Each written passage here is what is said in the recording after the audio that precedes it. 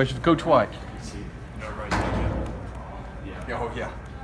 You mean outside back of room or Yeah, here? I was like, here. Camera 1, 2, 3. We don't expect you to know our names.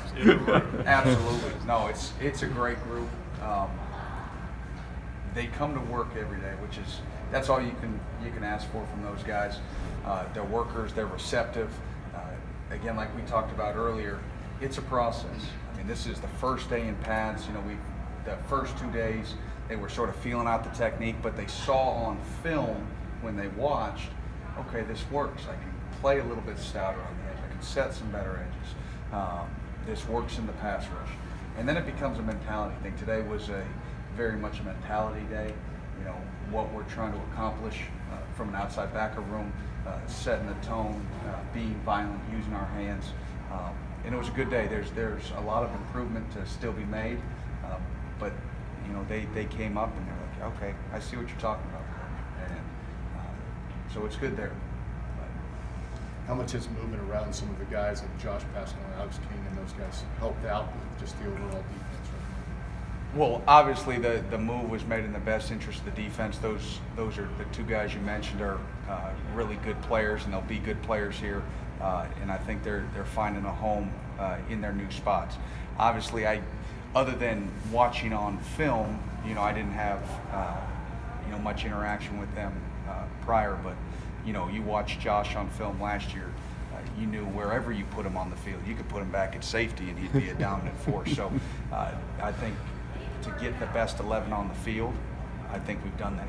The staff seemed pretty high on Jordan Wright toward the end of last year. Now, kind of what have you seen from him as one of those young guys? Definitely excited's the word.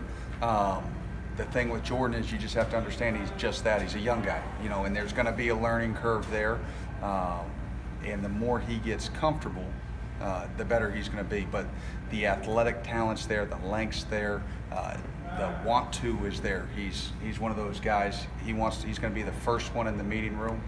He takes good notes. He asks good questions. But the thing that will continue to draw from Jordan, and I think it's going to be a comfortable thing, is that he needs to become more vocal and more assertive and trust himself the way we trust him. Hey, I think, and that's a progression with any young guy.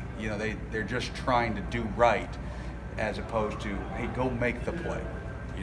Do your job, do it the way we taught, but at some point in the down, you have to check football player and go make the play. Josh Allen's a guy that last year really had kind of a breakout year, especially early. What do you hope to see from him this spring?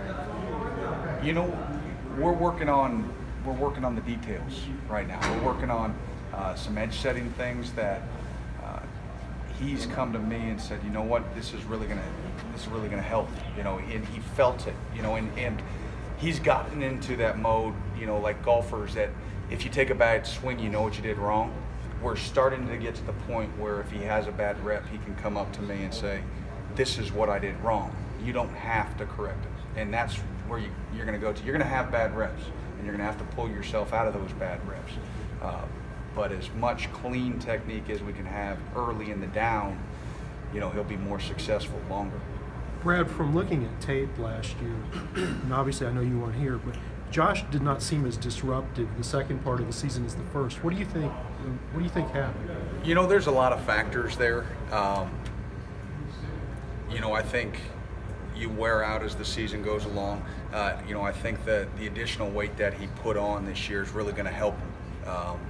He looked really fast and explosive early, a little bit more wore out by the end of the season. Because that's the thing, is at that outside backer position, you got to bang. You got to do a little bit of everything. You got to be able to drop. You got to be able to set an edge against a tackle. You've got to be able to rush against it. And I tell those guys all the time, there's nothing harder in football than rushing the passer. Because if they throw the ball 40 times a game, it's a great game when you get 5 sacks. So that means 35 other times you're not getting home, and you got to run out of the stack. And it's not demoralizing. It's just part of what pass rushing is. So if you can get home 1 of every 8 reps, you're hunting as a whole unit. And that's not just you, that's the whole unit if you can get 5. Forget just an individual. So I think it wore on him, but I think he's in good shape. We're getting there. He needs to continually get in better shape, you know, with that added weight, because that's going to start to wear on his legs. But he takes it serious. The sky's the limit for him, and I think he's going to push himself to get there. All right, folks, thank you very much. Thanks.